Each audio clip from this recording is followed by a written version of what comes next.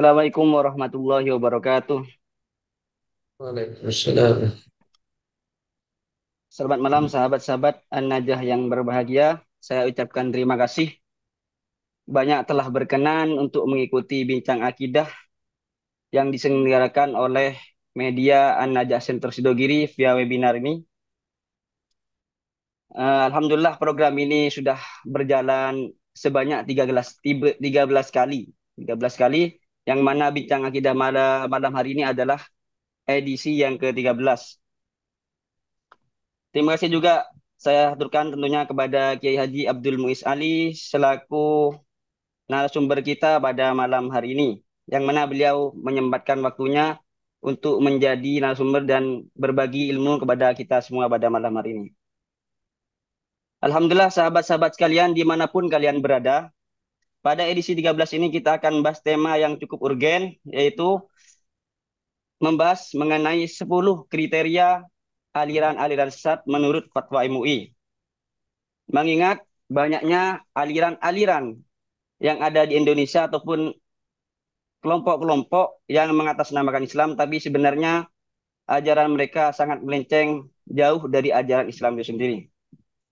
Namun sebelum kita lebih jauh pada pembahasan, mari kita terlebih dahulu menyapa narasumber kita pada malam hari ini, yaitu Kiai Abdul Muiz Ali. Assalamualaikum, Kiai.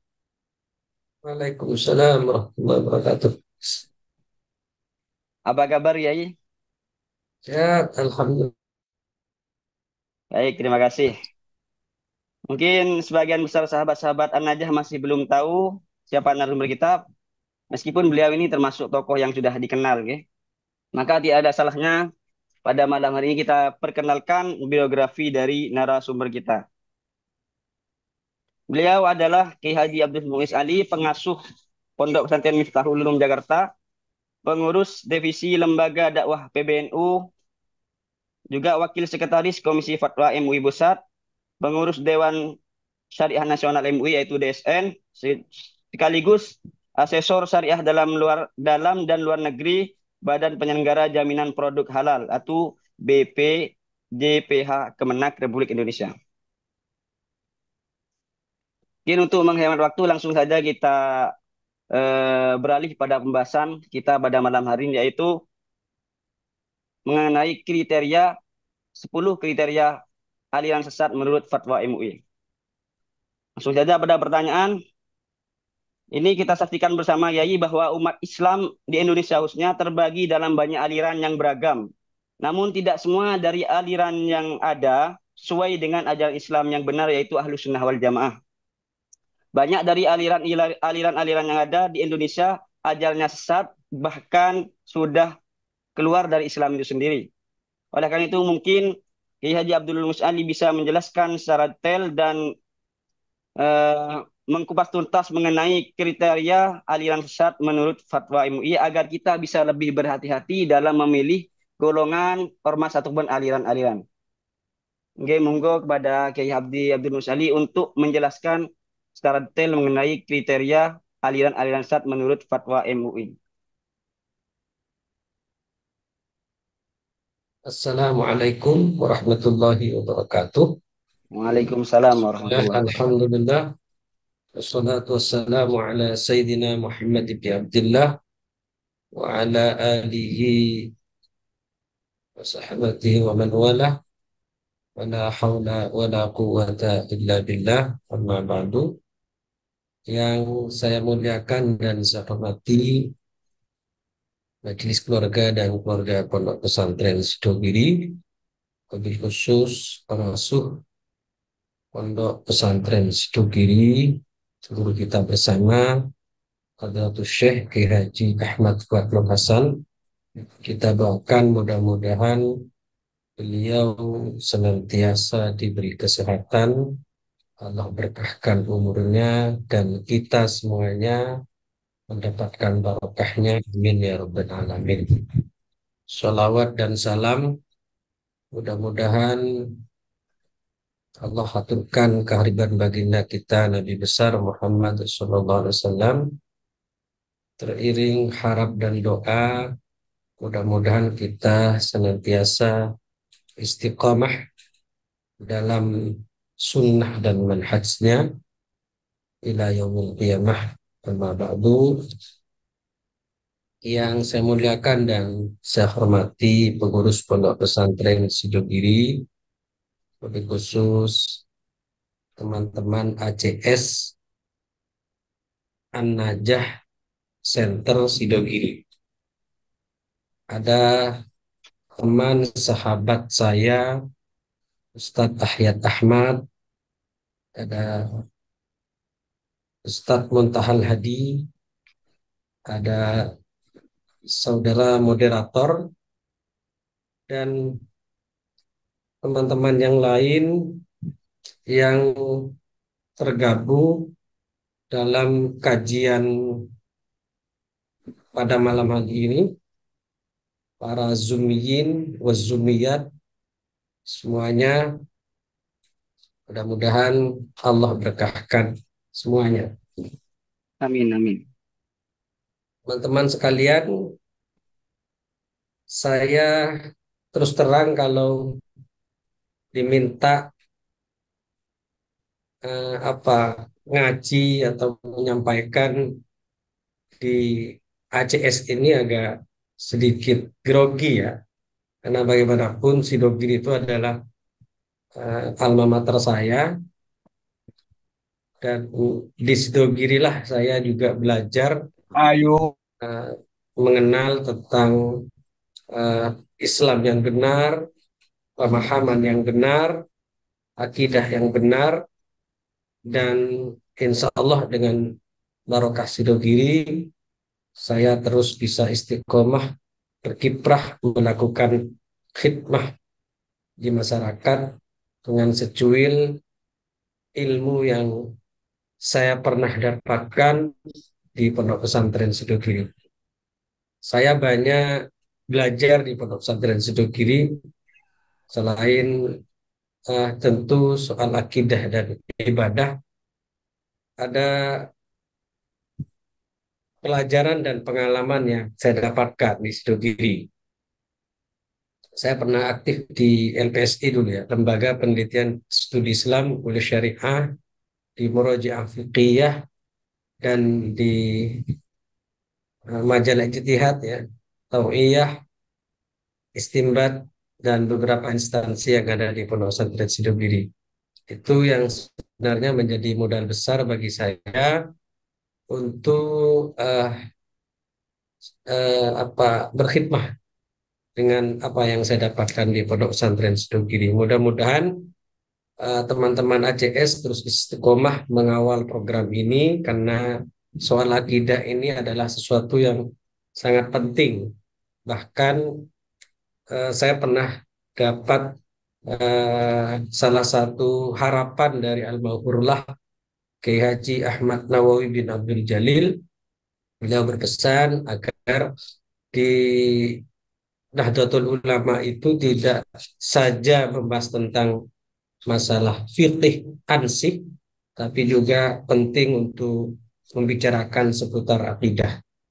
Dan kalau kita lihat, ternyata proporsi kajian-kajian tentang akidah itu cukup berimbang, baik di MUI atau di di lembaga Bahsul Masail Nahdlatul Ulama. Para teman-teman sekalian, sebelum kita masuk pada pembahasan soal kriteria sesat dalam perspektif MUI, perlu kami jelaskan tentang positioning ya, posisi MUI yang selama ini diyakini menjadi satu tambatan, satu harapan masyarakat ketika menyoal tentang masalah fikih dan akidah. Jadi sebenarnya posisi MUI itu ada di mana? Karena sebagian kecil ada masyarakat itu yang beranggapan MUI itu adalah kaki tangan pemerintah. Ya. Satu sisi fatwa-fatwa MUI justru berseberangan dengan polisi pemerintah. Nah ini Di antara kegamangan ini penting saya ketengahkan terlebih dahulu tentang posisi Majelis Ulama Indonesia. Karena ketika berbicara maka yang di, eh, apa sorotan dari masyarakat tentang fatwanya. Jadi menunggu fatwa MUI misalnya, bukan menunggu ormas yang lain. Padahal statusnya eh, antara MUI, NU, Muhammad Asis dan Al-Wasliyah dan ormas Islam yang lain itu setara, yaitu sama-sama ormas. Nah, posisi Majelis Ulama Indonesia ini adalah selain khadimul ummah, melayani umat, beliau MUI adalah sodiqul hukumah. Jangan sampai salah membaca ya, atau salah tulis. Kalau sampai sodiqul hukumah itu punya makna dan tafsir yang berbeda nanti. Khadimul ummah, MUI di sini adalah melayani umat. Karena MUI itu adalah tempat para cendekia, ulama dan zuama yang tergabung di dalamnya.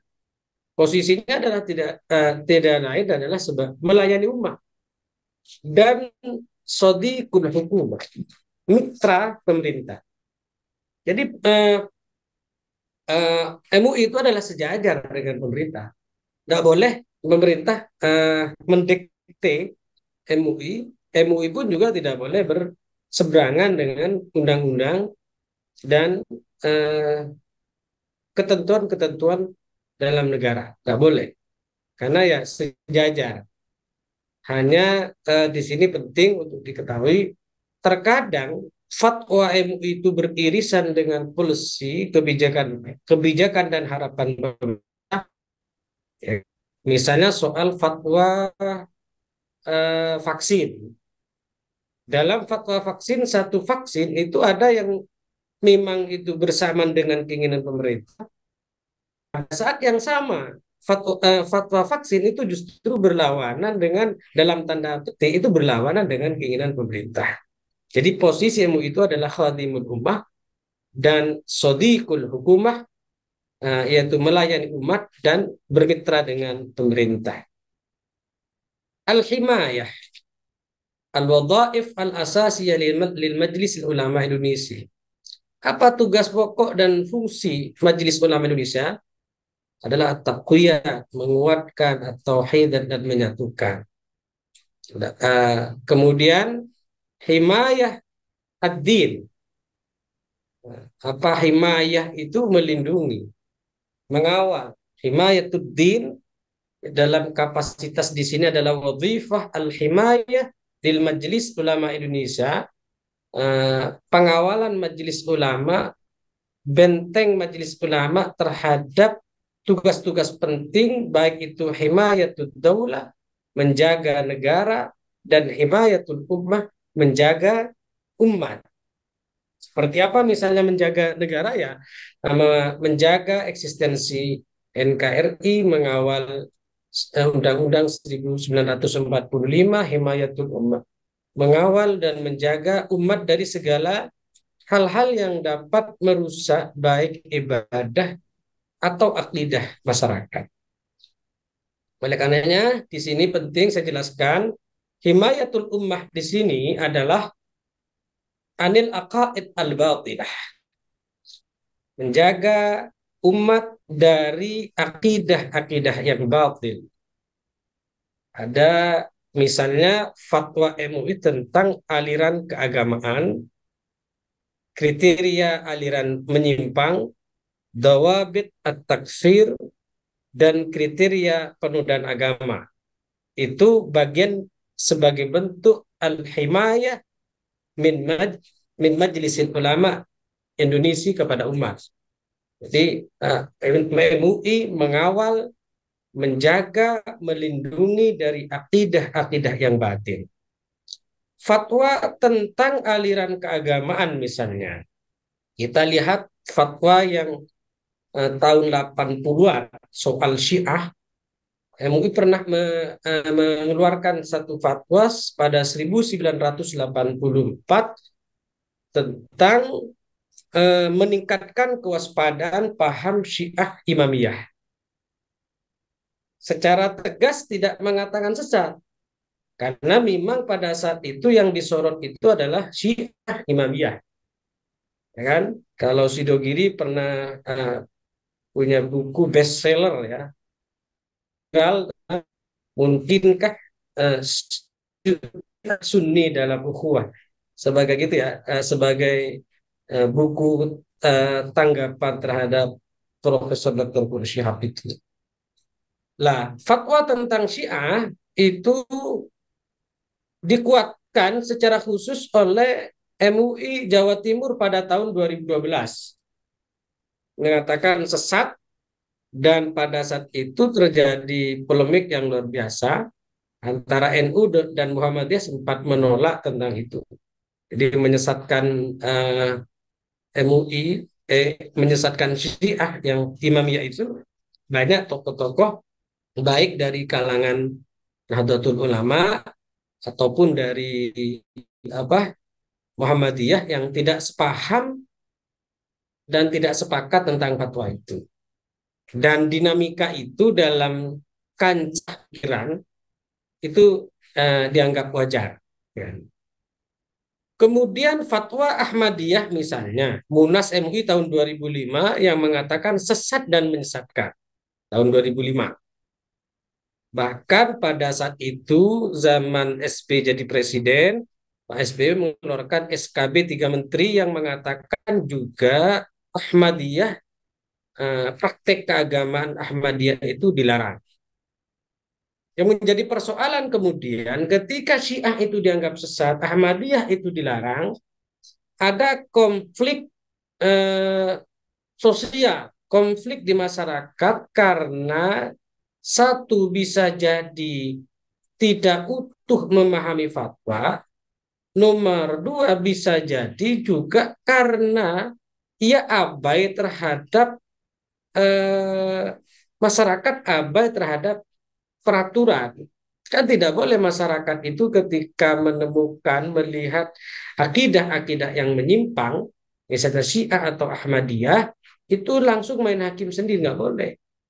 Makanya pada tahun 2005 itu Ahmadiyah banyak jadi korban, itu juga tersendiri. Ya. Selanjutnya misalnya, eh, nomor dua, MUI juga menjaga umat anil afkar al-fasidah, menjaga umat dari pemikiran-pemikiran yang negatif, yang jelek. Misalnya ada fatwa tentang liberalisme, pluralisme dan sekularisme. Ini kalau kita lihat fatwanya adalah fatwa Munas tahun 2005 bahwa liberalisme, pluralisme dan sekularisme itu bertentangan dengan ajaran Islam. Dianggap pahaman yang bertentangan dengan ajaran Islam. Kalau kita lihat itu memang fatwa berkaitan dengan aliran sesat, kemudian aliran-aliran menyimpang itu sepanjang tahun 2010, 2000, tahun 2000-an, tahun 2000, 2005, 2006 sampai 2010 itu sangat tumbuh subur.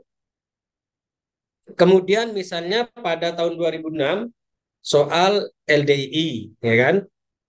Islam Jamaah Lemkari, ya kan, sebagai jelmaan dari Islam Jamaah LDI, kemudian yang mengatakan setelah masyarakat gaduh dan melaporkan MUI, kemudian pihak LDI mengatakan arruju ilal haq, istilahnya menggunakan paradigma baru. Tapi nyatanya sampai detik ini, ya, sampai detik ini belum ada keseriusan 100%. Itu dibuktikan pada surat sikap dari Dewan Pimpinan Majelis Ulama tanggal 2 bulan Juni 2023 itu ada surat keputusan pengurus MUI tidak boleh ada unsur dari LDI. Tahun 2002, tahun ini 2023 ini. Apa persoalan di LDI itu? Ya yang dianggap uh, belum serius belum serius menggunakan paradigma baru yang dimaksud. Kalau paradigma lama itu kan ya seperti Islam jamaah, ya mengkafirkan, kita dianggap najis dan seterusnya. Kemudian al-himayah yang selanjutnya adalah anil akhlak as-sayyi'ah. Kemudian muncul fatwa tentang pornografi, fatwa tentang infotainment, fatwa tentang LGBT, fatwa tentang hukum dan panduan muamalah melalui medsos. Itu dalam rangka himayah, himayatul ummah anil akhlak as-sayyi'ah. Kemudian eh,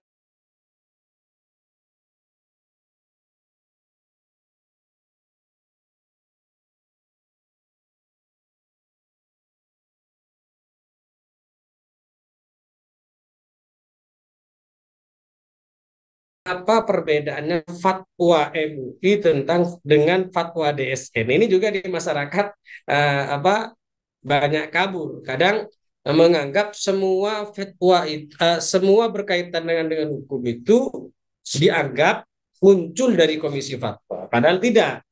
Di MUI itu ada lembaga yang semi otonom namanya DSN. Saya juga masuk di situ sebagai apa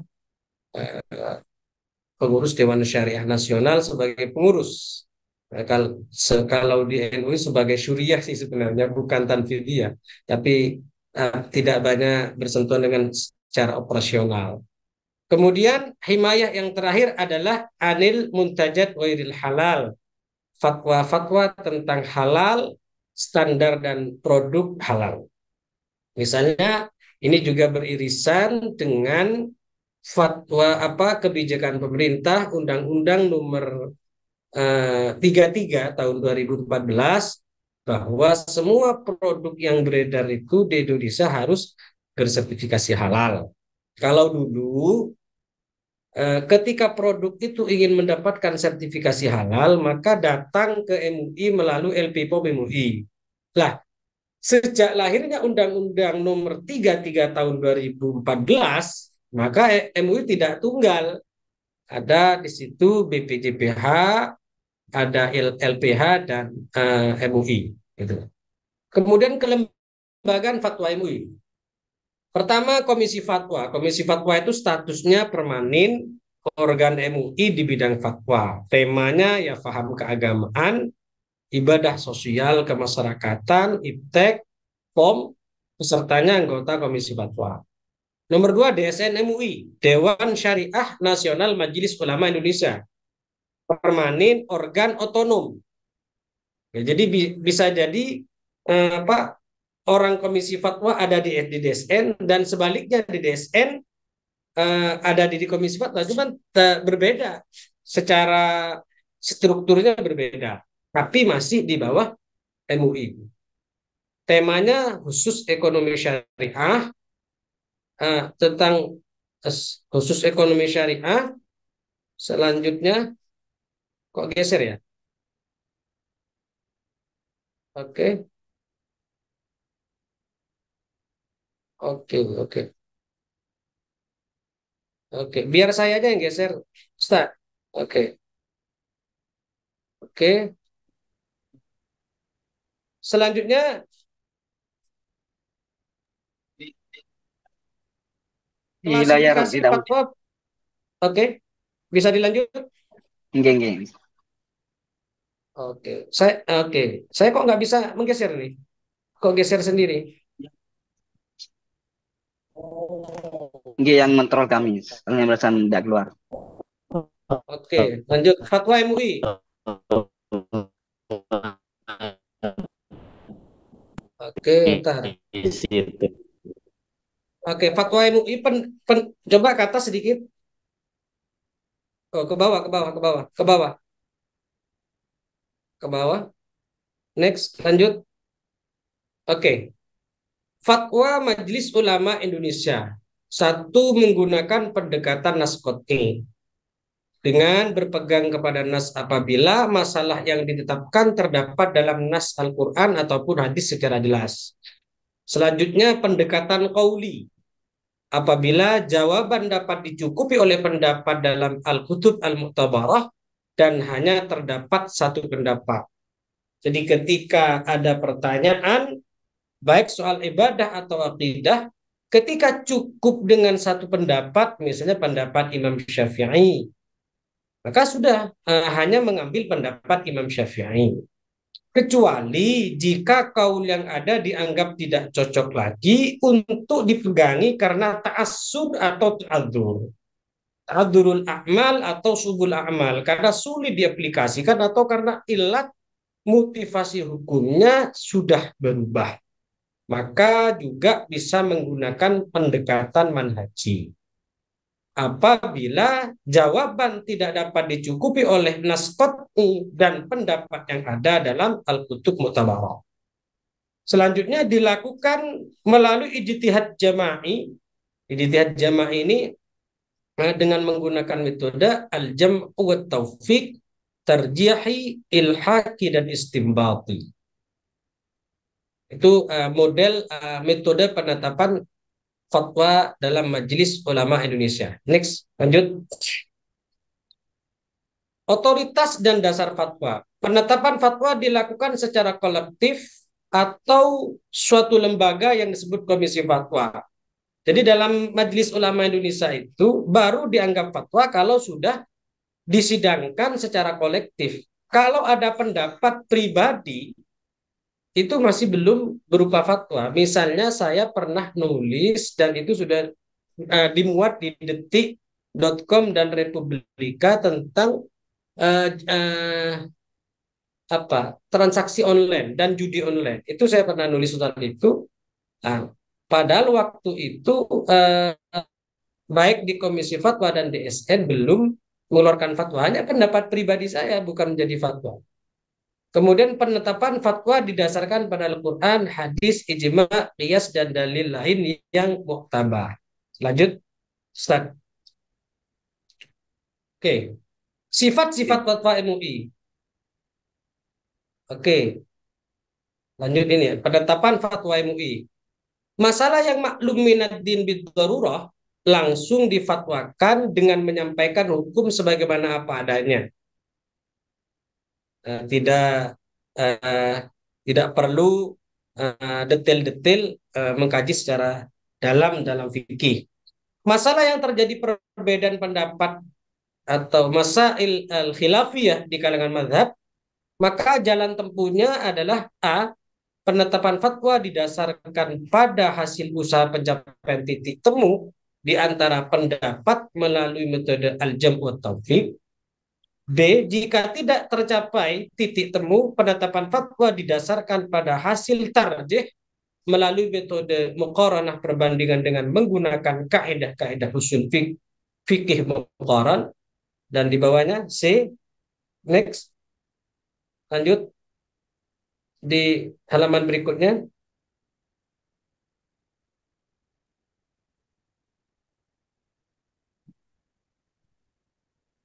Nah, masalah yang tidak ditemukan pendapat hukum di kalangan madhab atau ulama yang muktabar, maka didasarkan pada ijtihad kolektif melalui metode bayani dan ta'lili, qiyasi, istihsani, ilhaqi, istihsani, dan saddud dzara'i, serta metode penetapan hukum manhaj yang dipedomani oleh para ulama madhab.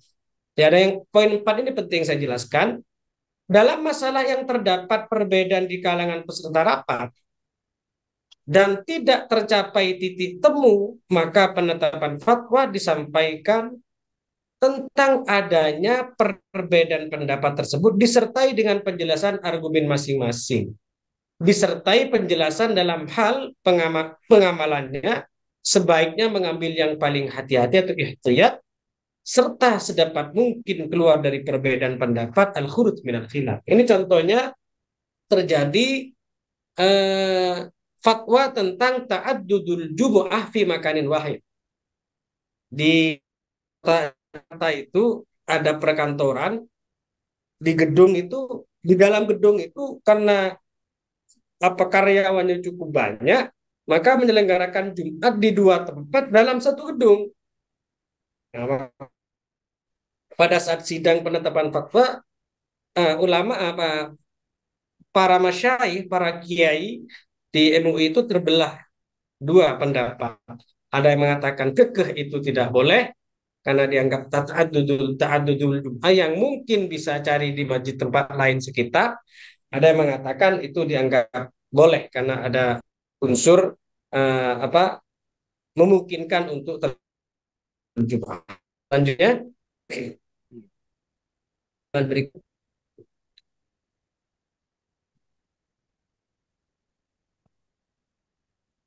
Oke, metode penetapan fatwa. Sebelum fatwa ditetapkan, dilakukan kajian komprehensif terlebih dahulu guna memperoleh deskripsi utuh tentang objek masalah, rumusan masalah, dampak sosial keagamaan yang ditimbulkan, dan titik kritis dari berbagai aspek hukum norma syariah yang berkaitan dengan masalah tersebut. Jadi kadang pada masalah-masalah tertentu sebelum penetapan fatwa itu ada pendalaman-pendalaman FGD, kemudian mendatangkan pakar, kemudian dalam rangka tasawur masalah secara utuh, baru di draft fatwanya. Setelah di draft fatwanya ada tim kecil, setelah tim kecil bagian drafter fatwa itu diplenukan, gitu prosesnya.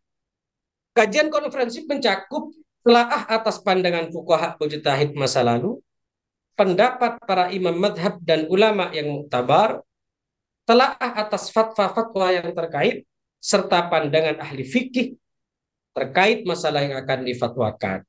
Misalnya soal vaksin AstraZeneca misalnya, itu kan yang rame kemarin kan soal vaksin AstraZeneca itu. MUI lebih memilih konsep lamanya bahwa karena ada enzim babi, ada unsur babi di situ, Komisi Fatwa lebih memilih hati-hati, ya kan? Tapi ormas lain misalnya Nahdlatul Ulama mengatakan itu suci karena menggunakan konsep istihalah atau istihlak sebagaimana dipedomani dalam pandangan mazhab Hanafi. Selanjutnya halaman berikutnya. Oke, kita masuk kepada tema pengantar diskusi pada malam hari ini. Aliran sesat. Sesat adalah sebuah pandangan atau doktrin teologis atau keagamaan yang berlawanan atau bertentangan dengan keyakinan atau sistem keagamaan manapun. Aliran sesat tidak saja ada dalam agama Islam, tetapi dalam agama-agama lain. Di Kristen itu ada aliran-aliran sesat, di Hindu juga demikian, tidak saja di Islam. Tapi karena himayatuddin, posisi MUI adalah melindungi agama Islam, maka yang menjadi fokus ranah kajian MUI Komisi Fatwa adalah soal agama Islam. MUI tidak pernah ambil pusing dengan sempalan-sempalan atau keyakinan-keyakinan yang menyimpang dari agama lain. Tapi kalau keyakinan itu dari agama menyimpang atau berlawanan dari agama Islam, itu yang menjadi konsen dari Majelis Ulama Indonesia. Di Indonesia hampir setiap tahun aliran sesat selalu bermunculan dengan nama yang berbeda-beda. Berdasarkan catatan Majelis Ulama Indonesia, di tahun 2016 terdapat 300 lebih aliran sesat di Indonesia. 300 lebih ini tentu selain yang banyak adalah Islam. Lanjut, Mas. Halaman berikutnya. Oke. Aliran sesat di Indonesia. Beberapa sekte dan aliran yang secara resmi diputuskan sebagai aliran sesat di Indonesia oleh Majelis Ulama Indonesia antara lain adalah ini, Kerajaan Ubur-ubur. Ini dinyatakan sesat. Aliran sesat di Indonesia yang pertama kali terungkap adalah Kerajaan Ubur-ubur. Berita kelompok pertama kali terkuak di tahun 2018 oleh keluarga Serang, Banten. Kerajaan Ubur-ubur adalah sebuah komunitas keagamaan yang didirikan di Jalan Sayabulu, Kota Serang, Banten, oleh pasangan suami istri yang mengaku sebagai jelmaan Nyi Roro Kidul. Ratu Kerajaan Ubud Aisyah Tusa 5 bulan penjara oleh Majelis Hakim Pengadilan Negeri Serang. Selanjutnya, Lia Eden. Kita tahu lah, saya waktu itu masih di pondok, masih ramai tentang Lia Eden ya. Ini yang Lia Aminuddin atau Lia Eden pada tahun 97 ya. Itu yang mengaku apa pernah bertemu dengan malaikat Jibril. Pengikutnya hanya 100 orang. Tapi dari kalangan mahasiswa, pakar budaya sampai seniman. Selanjutnya, yang ketiga adalah Al-Qiyadah Islamiyah Ahmad Musaddiq tahun berapa itu ya?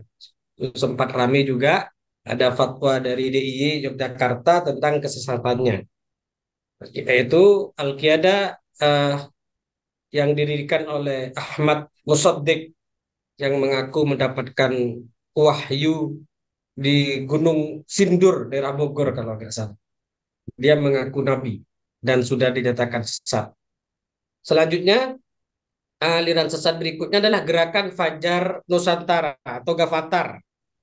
Ini juga dianggap meneruskan ajaran Al-Qiyadah Al-Islamiyah yang didirikan oleh Ahmad Musaddiq dan resmi mendaftarkan diri sebagai organisasi sosial kemasyarakatan pada tahun 2011. Anggotanya 20.000 dan tersebar di 34 provinsi, sama dengan LDII itu yang dianggap jelmaan dari jemaah Islam itu. Seperti Lemkari itu kan dianggap jelmaan. Kemudian ada ajaran Puang Lalang atau Mahaguru, didirikan yang mengaku diri sebagai Rasul. Kemudian dia juga menyebarkan ajaran agama baru bahwa ada Allah Bapa, ada Allah Mama, Allah Pencipta, Allah Jin, Allah Iblis, dan seterusnya.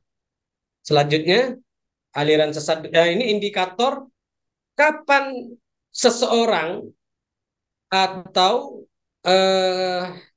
keyakinan itu dianggap sesat. Nah, ini ada 10 indikator. Pertama, mengingkari salah satu dari rukun iman yang 6. Nomor 2, meyakini dan atau mengikuti akidah yang tidak sesuai dengan Al-Quran dan Sunnah. Nomor 3, meyakini turunnya wahyu setelah Al-Quran. Dan 4, mengingkari otentisitas dan atau kebenaran isi Al-Quran. Kemudian 5, melakukan apa ini? Nomor 5, coba geser ke atas, Mas. Geser ke atas sedikit. Nah, nomor 5, melakukan penafsiran Al-Quran yang tidak berdasarkan kaidah-kaidah tafsir. Seperti yang baru-baru ini sempat ramai soal Panji Gumilang. Ya, Panji Gumilang yang menafsiri tafassahu fil majalis itu ya direnggang-renggangkan itu ketika berjemaah.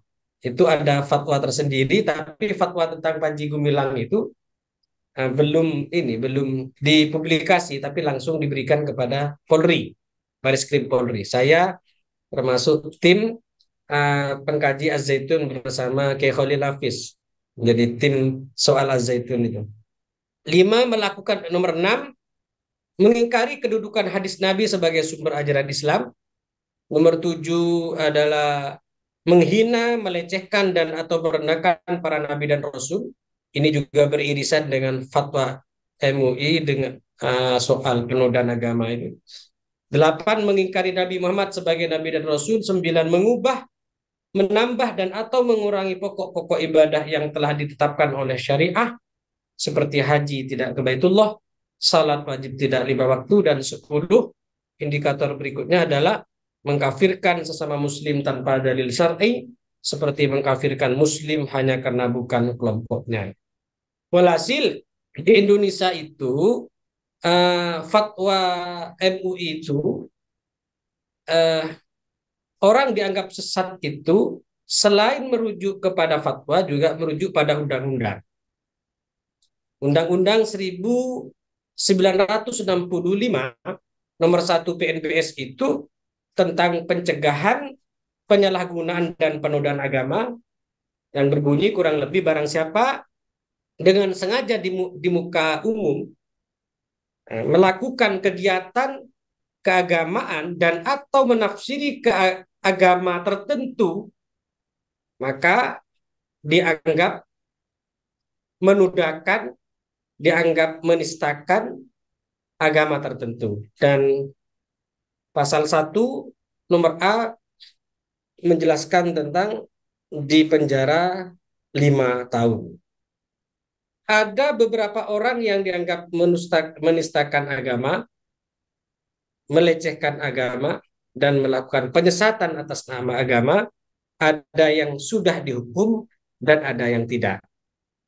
Saya pernah memberikan pernyataan tentang MKC, Muhammad KC misalnya. Itu lalu diproses di Baskrim dan dihukum. Ada yang lain, sekalipun mohon maaf, secara ketentuan fatwa itu sudah dianggap melakukan penodaan agama, akhirnya tidak diproses, hilang, dan seterusnya. Demikian mungkin sebagai pengantar diskusi malam hari ini, untuk selanjutnya mari kita dalami bareng-bareng. Di sini sudah tergabung juga ada sahabat dan senior saya, Ustadz Hayat Ahmad. Nanti juga beliau bisa membantu menambahkan penjelasan saya. Sekian, wallahul muwaffiq ila aqwamit thoriq. Wassalamualaikum warahmatullahi wabarakatuh. Waalaikumsalam warahmatullahi wabarakatuh. Terima kasih kepada Haji Abdul Muis Ali yang Waalaikumsalam warahmatullahi wabarakatuh. sudah menjelaskan panjang lebar tadi. Mungkin ini ada satu pertanyaan lagi, Yai, yang merupakan permintaan dari salah satu Dewan Pakar meskipun sempat disinggung tadi masalah LDII.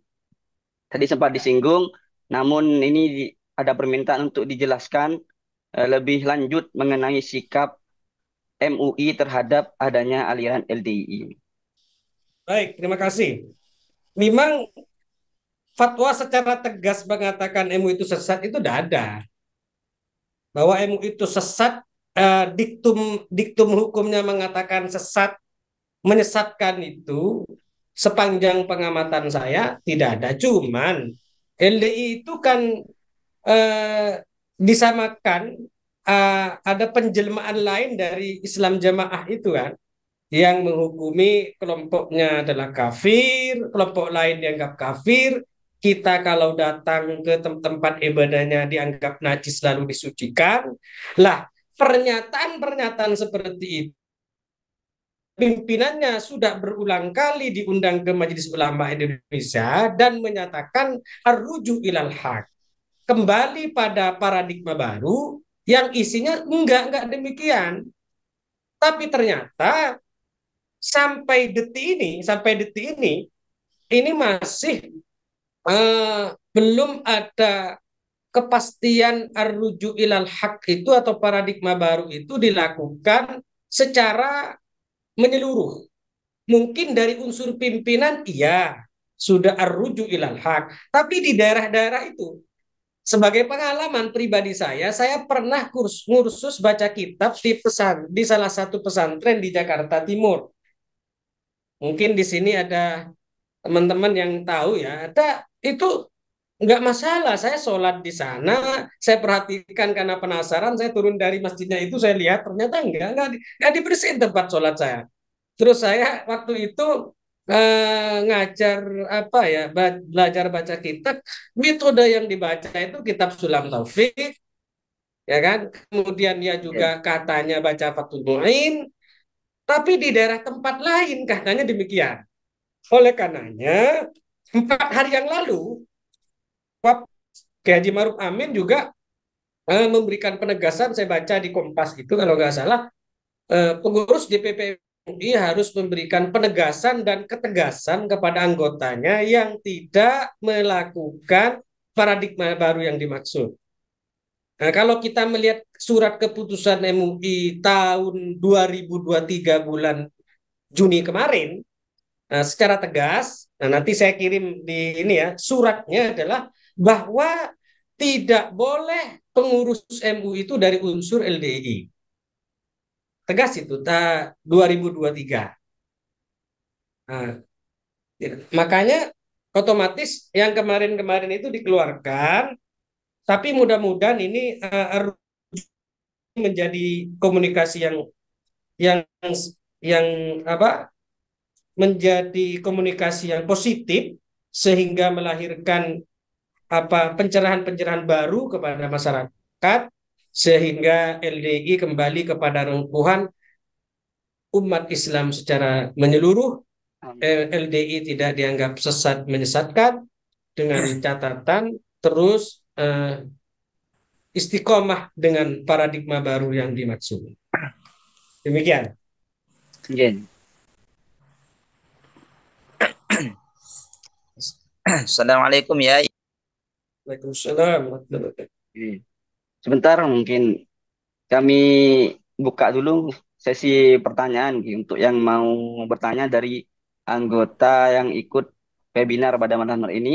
Monggo yang mau bertanya silahkan diaktifkan dulu mikrofonnya. Oke, satu-satu. Siap, ya. Langsung Siap, dari siap. akun Kang Santri dulu. Ya. Assalamualaikum warahmatullahi wabarakatuh. Waalaikumsalam.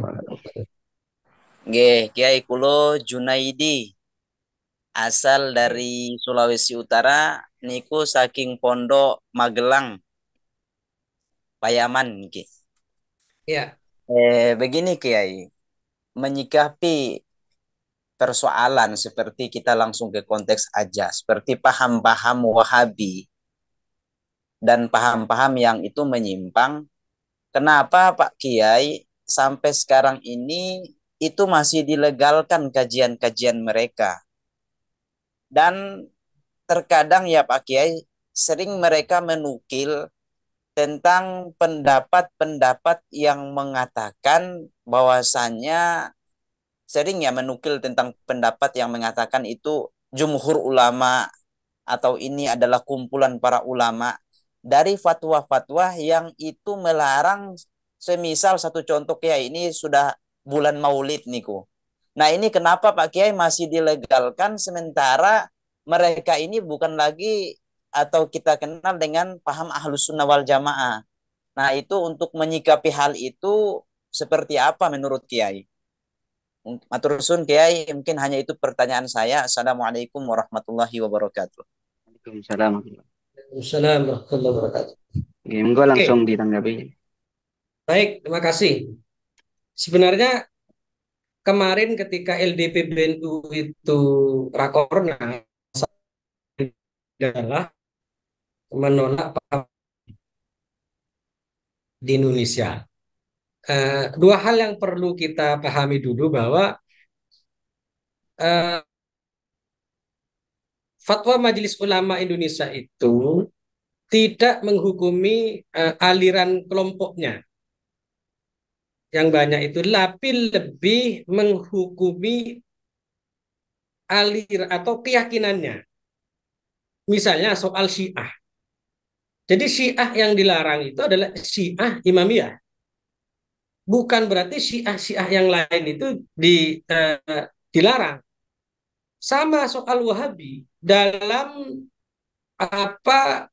banyak hal kita juga beririsan atau bersamaan dengan Wahabi. Tapi dalam beberapa hal itu juga bertentangan dengan kita. Yang mungkin menjadi sorotan oleh kita, khususnya dari Majelis Ulama itu adalah salafi yang takfiri ya, salafi yang mengkafirkan sesama muslim. Dan itu banyak di Indonesia, khususnya di Jakarta itu Depok, Tangerang, Bekasi, itu banyak yang salafi yang takfiri yang menghukumi kafir. Lah ini boleh kita ajukan sebagai paham keagamaan yang bisa dianggap menyimpang. Lah akan memberikan fatwa kalau tidak ada mustaftinya. Apalagi tadi sebenarnya ada sifat-sifat fatwa. Ada sifat fatwa itu yang bersifat preventif, ada yang sifatnya fatwa itu responsif, ada sifatnya fatwa itu yang hanya menunggu dari mustafti. Kalau ada yang bertanya, maka kami menjawab. kalau tidak ada yang bertanya, kami pun tidak menjawab. Ada yang sifatnya tidak menjawab pun kami jelaskan, seperti soal vaksin. Lah soal salafi yang takfiri itu, kalau ada mustaftinya yang mengajukan ke Komisi Fatwa Majelis Ulama Indonesia, boleh nanti kita kaji dari sisi mana ia anggap menyimpang. Soal lain kan memang masih itu soal debatable, soal khilafiyah kan, soal kunut ya kan, soal apa, soal amaliyah an-nahdiyah yang lain itu kan masih perdebatan ulama. Itu tidak mungkin MUI melakukan apa, menjawab soal itu. Tapi kalau sudah mengarah pada takfiri, mengkafirkan kita, itu bisa itu menjadi bahan diskusi, lalu ditanyakan kepada MUI, harus ada mustaftinya. Misalnya ormas apa, lembaga apa bersurat kepada MUI bahwa ada pernyataan si fulan mengatakan ini. Sesat adalah si fulan itu, bukan wahabinya. Paham saya begitu. Sama dengan Panji Gumilang misalnya. Panji Gumilang itu kan fatwa MUI yang terbaru itu adalah ajaran keagamaan Panji Gumilang. Bukan fatwa tentang Az-Zaitun, tapi fatwa pandangan keagamaan Panji Gumilang yang ada beberapa item dan klausul pada ketentuan umum dan ketentuan hukum dalam fatwa itu yang menganggap pemahamannya salah, yang dianggap pemahamannya adalah menyimpang atau sesat. Ada beberapa poin itu Panji Gumilang itu dianggap menyimpang dan sesat. Kebetulan saya termasuk tim dari unsur pimpinan Komisi Fatwa. Jadi ada tim bersama yang ditugasi oleh pimpinan untuk mengkaji tentang Az-Zaitun. Saya melakukan interview dengan salah satu pengajar di sana. Kami juga mentelaah pernyataan-pernyataan Panji Gumilang, mendalami. Cuman fatwanya, mohon maaf, sampai sekarang belum dipublikasi ke publik, tapi langsung diberikan kepada Bareskrim Polri, karena mustaftinya yang minta fatwa adalah Bareskrim Kapolri, Bareskrim Polri, Bareskrim maksud saya gitu. Lalu dijawab, diberikan fatwanya itu kepada Bareskrim, tidak ke publik, karena menghindari ketegangan-ketegangan di bawah soal Az-Zaitun. Jadi saya garis bawahi, fatwa Majelis Ulama itu ada kalanya yang lebih banyak itu adalah pahamnya yang disoroti, bukan nama ormasnya, ya kan? Adalah paham personalnya yang disoroti, bukan semua amaliyah ormasnya, ya kan? Syiah misalnya apa yang ditolak adalah ya pahaman tentang itu tentang yang imamiyah. Panji Gumilang misalnya yang ditolak adalah ya tentang soal paham keagamannya, karena salah satunya adalah uh, si Panji Gumilang itu menafsiri ayat Al-Quran tidak menggunakan kaedah-kaedah ilmu tafsir seperti itu. Terima kasih. Eh, Kami di sini hanya membatasi 3 pertanyaan karena sudah ada satu penanya tadi. Mungkin dari anggota yang lain dua penanya mungkin yang mau menyampaikan pertanyaannya kepada Kiai Haji Abdul Musali.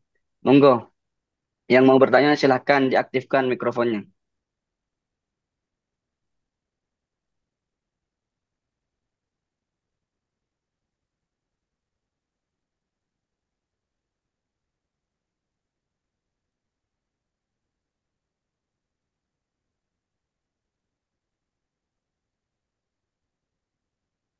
Monggo sekali lagi. Assalamualaikum warahmatullahi wabarakatuh. Waalaikumsalam dari Bapak Assalamualaikum warahmatullahi Abdul wabarakatuh. Khair. Oke, monggo langsung Saya disampaikan pertanyaan.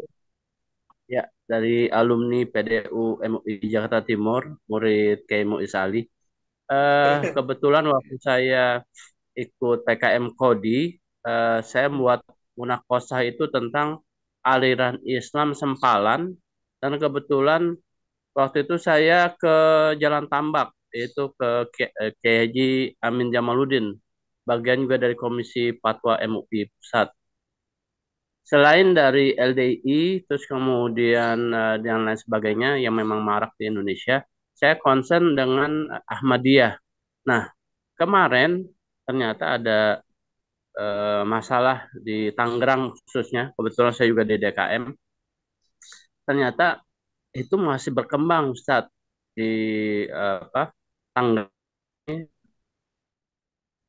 Nah, bagaimana peran saya ingin mengetahui ya peran MUI dalam mencegah atau mungkin katakanlah sosialisasi tentang aliran sesat ini karena banyak ternyata orang-orang yang tidak paham. Kemarin ada kejadian, saya tidak sebutkan namanya, ada yang meninggal salah satu anggota, terus kemudian keluarganya bingung, karena apa dilaporkan anggotanya ini mengikut Ahmadiyah. Nah, saya kemudian bahas dengan tetangganya, dengan keluarganya, bahwasanya kenapa itu aliran sesat dan juga dilarang, karena menyatakan ada, walaupun mereka mengatakan sebagai mustahid, tapi jelas mereka mengatakan Mirza Ghulam Ahmad itu sebagai nabi baru atau katakanlah ada nabi lagi selain setelah Nabi Muhammad. Nah, yang saya tanyakan itu dari fokusnya, bagaimana peran MUI itu untuk mensosialisasikan, karena banyak orang-orang awam yang tidak paham, kemudian dia tetap bergerilya dan kemudian sampai saat ini masih terus eksis. Itu saja mungkin pertanyaannya Ustadz. Terima kasih. Assalamualaikum warahmatullahi wabarakatuh. Waalaikumsalam. Baik, langsung saya jelaskan. Mas kasih Pak Ustadz Abdul Khair. Jadi soal Ahmadiyah itu MUI punya dua rujukan penting. Pertama adalah hasil Munas tahun 80. Hasil Munas tahun 80 menyatakan bahwa aliran Ahmadiyah itu adalah sesat dan menyesatkan. Jadi fatwanya itu sudah ada waktu tahun kelahiran saya. Tahun 80. Lah, diperkuat lagi pada fatwa MUI tahun 2005 yang mengatakan bahwa Ahmadiyah itu adalah aliran sesat dan menyesatkan. Dari pemerintah berkewajiban untuk melarang penyebaran paham Ahmadiyah di seluruh Indonesia. Nah, masalahnya gini, Mas Khair, keyakinan seseorang itu merubah keyakinan seseorang itu tidak mudah, ya kan? Merubah keyakinan seseorang tidak mudah ditantang, bisa dibubarkan, lembaganya bisa dilarang, tapi ideologinya itu kan sulit. Bisa jadi ya apa menjelma nama lain, sebagaimana Islam Jamaah, kemudian LDII, Lemkari, dan seterusnya. Jadi merubah ideologi seseorang itu adalah tidak mudah. Misalnya Partai Komunis Indonesia, keputusan TAP MPR 65 dinyatakan partai terlarang. Tapi paham komunisme itu ya tidak mudah untuk dihilangkan begitu saja.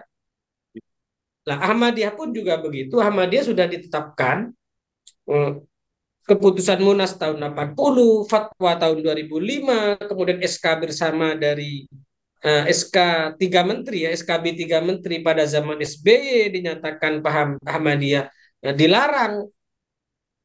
Tapi nyatanya kok masih ada. Nah, ini kan persoalannya persoalan ideologi, soal keyakinan yang tidak mudah untuk melupakan begitu saja. Lah, bagaimana sikap MUI dalam hal ini? Ya, lah, tugas MUI sudah selesai dalam konteks himayatul ummah.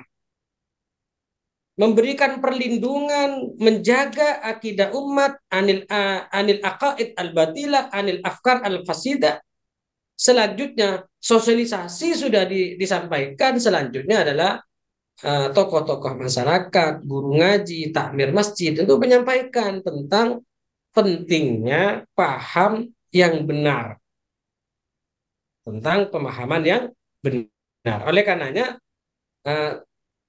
kita sangat satu berterima kasih ya, memberikan apresiasi kepada ACS An-Najah Center Sidogiri yang istiqomah melakukan kajian soal akidah. Nah, ini yang menarik itu di Sidogiri itu selain fikihnya jalan, akidahnya terus di pembahasan tentang akidah juga digalakkan.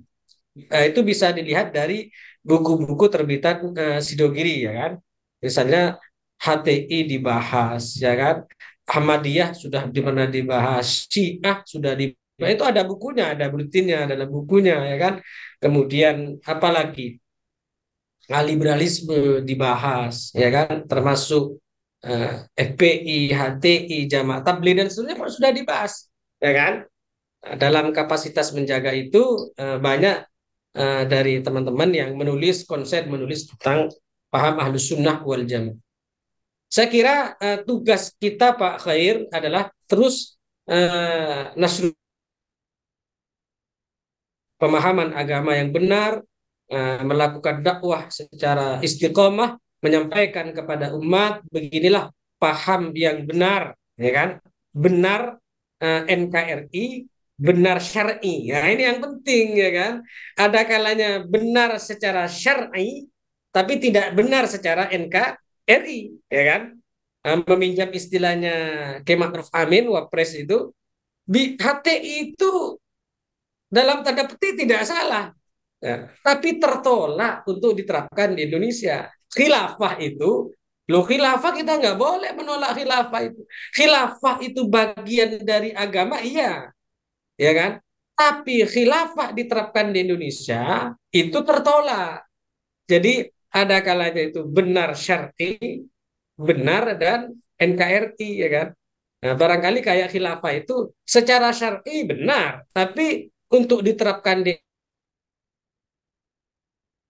merdut ya kan, karena NKRI itu bangsa itu dibangun atas kesepakatan bersama, disebut dengan Darul Mithaq. Indonesia itu istilahnya disebut dengan negara perjanjian antara semua agama, badan penyelenggara apa BPUP ya, BPUPK itu badan panitia penyelenggara kemerdekaan Republik Indonesia itu terdiri dari uh, unsur agama dan ormas. Ada Kiai Wahid Hasyim mewakili NU, ada yang dari Muhammadiyah, ada yang non-Muslim tentunya. Maka ya negara yang dibangun itu ya Pancasila itu sebagai sebagai dasar membangun bangsa Indonesia. Muktamar NU 1937 di Banjarmasin menyatakan ya sudah negara ini di Indonesia sudah disebut dengan negara Islam. Tidak usah disebut secara sistem seperti negara-negara Islam ini sudah cukup seperti Indonesia. Demikian saya kira sebagai garis besar menurut saya. Jadi meskipun secara fatwa keagamaan aliran itu dianggap sesat atau menyimpang, baik melalui fatwa ulama, fatwa MUI, fatwa ulama, baik dari MUI atau ormas yang lain, dan dikuatkan oleh Undang-Undang Nomor 1 PNPS 1965, memang tidak boleh di muka umum secara sengaja sadar menafsiri agama tertentu, itu dilarang, hukumannya 5 tahun. Tapi pada prakteknya tidak boleh masyarakat itu main hakim sendiri. Jangan sampai ada seperti kejadian yang menimpa Ahmadiyah, ada mana korban atau Syiah yang di Sampang, ya kan? Syiah di Sampang, sebuah satu kampung dipindah ke mana itu, ke Sidoarjo kalau nggak salah ya. Tapi sekarang sudah dikembalikan ke asalnya. Ini saya kira bagian dari suatu yang penting menyikapi perbedaan. Berbeda itu pasti, tapi menyimpang harus diamputasi, gitu loh. Jadi berbeda itu, tapi penyimpangan akidah, penyesatan akidah harus diamputasi. Demikian yang dapat saya sampaikan. Kurang lebihnya mohon maaf. Hadanallah wa iyyakum wallahul muwaffiq ila aqwamit thoriq. Wassalamualaikum warahmatullahi wabarakatuh. Waalaikumsalam. Assalamualaikum warahmatullahi wabarakatuh. Allah heran kasih Kiai. Ya, Hmm. afwan. Oke, mungkin kami buka satu penanya lagi terakhir. Monggo dari sahabat-sahabat Naja yang ingin bertanya kepada Kiai Abdul Muis Ali, silahkan diaktifkan mikrofonnya. Ini boleh sambil ngerokok ya, Ustadz? Nggih, monggo, Mas. Oh ya. Enjoy, nggih. Iya, monggo. Lebih enak sambil ngerokok dan ngopi, Yai. Ya, ya, ya.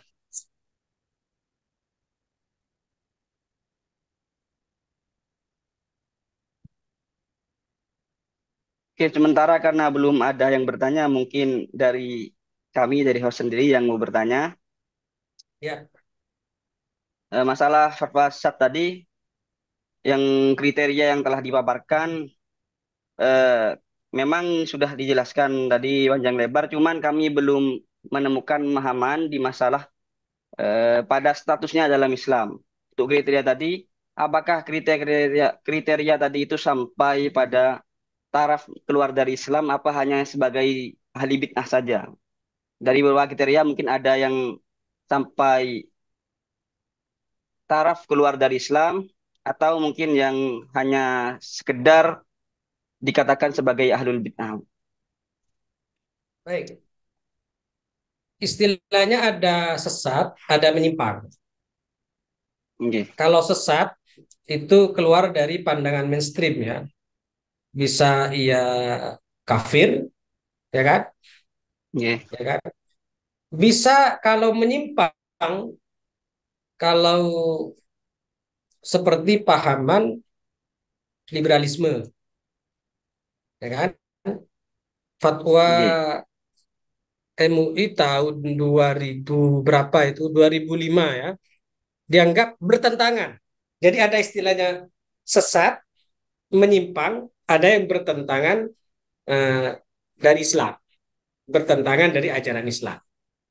Bisa jadi terhadap hal-hal keyakinan itu masuknya kategori sesat, ya kan berarti dolal, ada apa dia munharifah, penyimpangan dari pemahaman agama yang benar, paham ahlus sunnah wal jamaah, Hmm? bisa jadi bertentangan dari mainstream paham ahlus sunnah wal jamaah, ya kan? Misal kalau kita mau jujur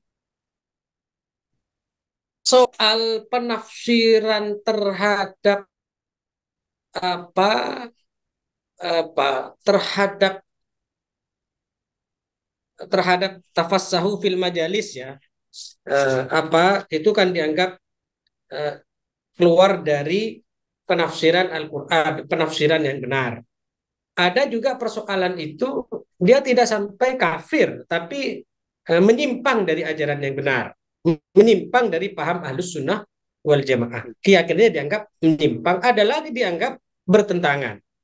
Ya, kalau ada konsep pada salah satu pandangan ulama itu orang itu tidak masih dianggap mukmin selama ahlul kiblah, kan gitu toh, selama Oke. dia sholat sedia menghadap kiblat, kita kafir, ya kan?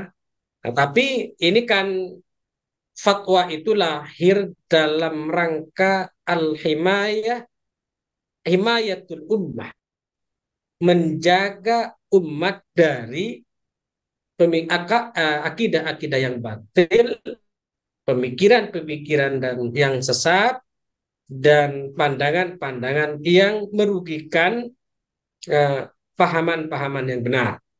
Itu lebih pada al-himayah. Kadang kalau kita kejar fatwa MUI itu, ya bisa jadi ada celah, enggak kok masih ada ulama yang mengatakan boleh, ya kan? Misalnya ada ulama yang mengatakan ini tidak sesat, ya tidak, kita tidak masuk pada ranah itu. Makanya fatwa MUI itu bersifat kolektif, bukan bukan kaulul kaulul masyayikh, bukan, tapi al jamaah. Fatwa MUI itu beda konsep dengan yang lain. Saya contohkan vaksin AstraZeneca. MUI mengatakan itu najis karena ada enzim babi. Tapi keputusan Lembaga Bahsul Masail LBM mengatakan itu enggak, sudah suci karena sudah terjadi istihlak dan istihalah. Itu jadi walhasil eh, yang menjadi sorotan dalam fatwa MUI itu adalah pemikiran secara mainstream, secara kebanyakan dalam rangka menjaga akidah yang batil, pemikiran-pemikiran yang rusak. Terlepas ada ulama yang mengatakan, oh enggak, ini ada yang mengatakan tidak sesat, itu kita tidak masuk pada ranah, terlalu tidak masuk pada ranah. Terima kasih. Iya, sama-sama.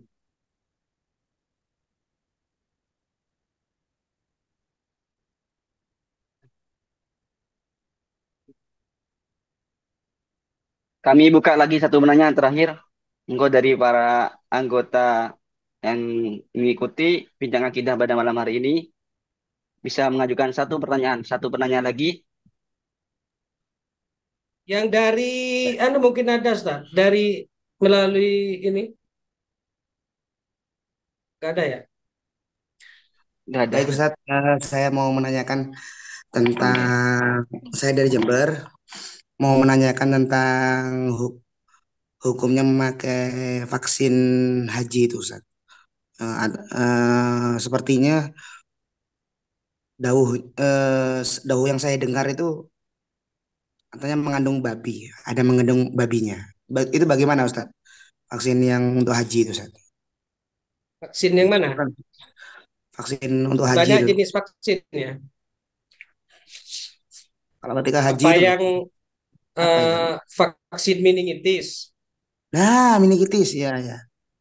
Nah, Bagaimana Ustaz? Yes, oke. syukran. Matur nuwun. Kalau menurut eh, fatwa MUI, semua di sini saya coba melihat vaksin meningitis itu mengatakan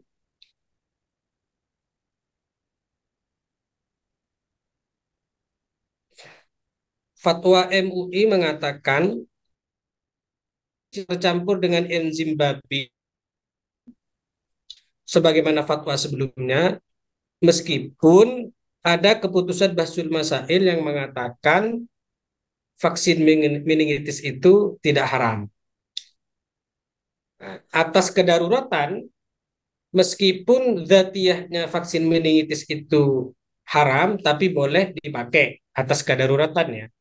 Yang menarik pada soal vaksin meningitis itu, ketika Mbah Sahal Mahfud, Kisahal Mahfud sebagai Rais Am PBNU, beliau juga sebagai Ketua MUI. Nah, lah bahasa hal itu soal fatwa kehariman vaksin meningitis, tapi juga bahas hukum vaksin nama Rais Am PBNU. Itulah teladan yang baik yang di yang dicontohkan oleh ya kan. Lalu mana cara umum vaksin itu selalu ada, menurut itu adapun penggunaannya bisa dibolehkan jika si darurat atau tidak ada vaksin lain yang menutupi atau mencukupi kebutuhan, atau tidak ada vaksin halal dan dengan ketersediaan dari pemerintah. Nah, melihat vaksin AstraZeneca dan meningitis itu hampir sama sebenarnya. Pada saat vaksin AstraZeneca itu meskipun materialnya ada enzim babi, itu tetap dihukumi najis, tapi boleh digunakan karena ada unsur kadaruratan. Ad-darurat tubihul mahdurat. Tetap itu najis lah. Vaksin AstraZeneca itu apakah selamanya boleh dipakai? Tidak. Kalau sudah ada vaksin yang halal, yang suci, maka vaksin yang najis itu tidak boleh dipakai. Maka Ya boleh kalau pada kondisi darurat. Gitu. Itu vaksin meningitis yang dimaksud ya. Nggih, nggih. Nah, kemudian begini lagi. Kenapa MUI itu kok agak saklek ya soal halal haram dalam hal ini soal najis, ya kan? Dalam soal kehalalan produk, MUI itu lebih memilih pada al-akhdhu bil ahwal, memilih pendapat yang lebih hati-hati, memilih pendapat yang lebih hati-hati ketika menyangkut itu makanan dan minuman. Barang najis yang terbuat dari barang najis, lebih-lebih dari anjing dan babi. Terus terang, saya sejak menjadi auditor syariah, kebetulan saya menjadi asesor syariah ya. Setiap audit LPH, Lembaga Pemeriksa Halal atau rumah potong hewan, baik kambing, sapi, itu saya aras-arasan makan ayam di pinggir jalan. Saya punya mbah, saya cerita sedikit, namanya Ki Haji Ali Yaakob Abdurrahman. Beliau itu katanya ketika dalam perjalanan, beliau itu jarang makan di pinggir jalan karena khawatir cara penyembelihannya itu tidak sesuai dengan apa syariah. Dalam ketentuan fatwa MUI itu adalah hewan ayam, kambing, sapi itu dianggap halal penyembelihannya harus terputus hulkum dan mari dan wadejen. Padahal kalau kita terisik di fikih-fikih itu ada yang mengatakan putus salah satunya antara hukum dan mari itu adalah halal, ya kan? Tapi MUI lebih memilih al-akhdhu bil akhwat, memilih pendapat yang lebih hati-hati. Jadi wadajan itu kan sebenarnya sunnah. Yang wajib itu kan Syafi'i, hukum dan mari. Bahkan Ba'du Syafi'i mengatakan salah satu hukum dan mari terputus itu sudah dianggap sah penyembelihannya. Tapi kita MUI lebih dalam hal ini lebih memilih hati-hati. Lah, mbah saya itu almarhumlah Ki Haji Ali Yaakob Abdurrahman itu kalau bepergian tuh jarang makan di pinggir jalan, makan menu ayam, khawatir itu. Kalau nggak ngelihat sendiri cara penyembelihannya, khawatir cara menyembelihnya itu tidak sesuai dengan syar'i. Lah itu pengalaman saya ketika mengaudit rumah potong ayam, itu banyak bangkai. Maksudnya bangkai itu cara nyembelihnya nggak tepat. Cara nyembelihnya nggak tepat. Coba lihat di pasar-pasar itu kadang hanya dilukai sedikit itu, ya kan? Ada yang nggak putus, kedua-duanya. Ya kalau memilih pendapat yang mengatakan salah satunya putus ya itu udah monggo. Tapi fatwa MUI tidak. Fatwa MUI itu total 3 atau 4 ya. 3 itu yang dimaksud hulkum dan mare, kan 3 wadejen atau 4 wadejen itu 2, hulkum mare 2 itu. Demikian. Oke, terima kasih. Mungkin tadi adalah penanya terakhir dalam bincang kita pada malam hari ini. Karena sudah berjalan lebih dari 1 jam, jika mungkin masih ada yang perlu ditanyakan, bisa langsung ditanyakan pada admin website najahsilogi.id. Dengan berakhirnya pertanyaan dan jawaban dari Ki Haji Abdul Muiz Ali tadi, berakhir juga bincang akidah pada malam hari ini. Semoga apa yang beliau sampaikan bermanfaat. Terima kasih saya ucapkan kepada segenap sahabat-sahabat yang bersedia menjadi pendengar dalam acara bincang akidah pada malam ini, dan juga terima kasih banyak kami sampaikan kepada narasumber kita pada malam hari ini, yaitu Kiai Haji Abdul Muiz Ali yang telah bersedia meluangkan waktunya untuk berbagi ilmu kepada kita semua. Saya sebagai host izin pamit, jika ada salah ucap mohon maaf. Assalamualaikum warahmatullahi wabarakatuh. Waalaikumsalam warahmatullahi wabarakatuh. Waalaikumsalam. Warahmatullahi taala wabarakatuh.